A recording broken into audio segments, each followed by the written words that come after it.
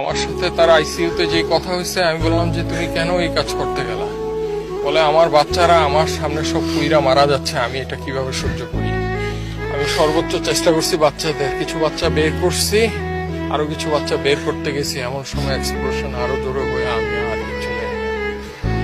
ওর ভিতরে সে নিজে পইরা নিজে পুরা ভাই 100% বার্ন হয়ে গেছে, পা থেকে মাথা পর্যন্ত চুল। শুধু সে বেঁচে ছিল, একটু কথা বলতে পারছে আইসিইউতে।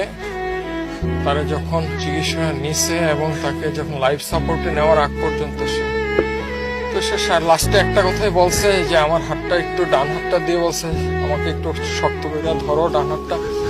আমি শক্ত করে ধরছি, ভাই ধরা যায় না, পুরা সব কিছু পুরা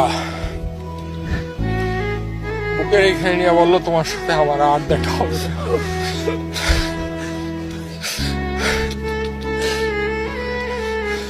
এরপরে ভাই ভেন্টিলেশনে নিয়ে যায়, এর 1-1.5 ঘন্টা পরে কার্ডিয়াক অ্যারেস্ট করে সে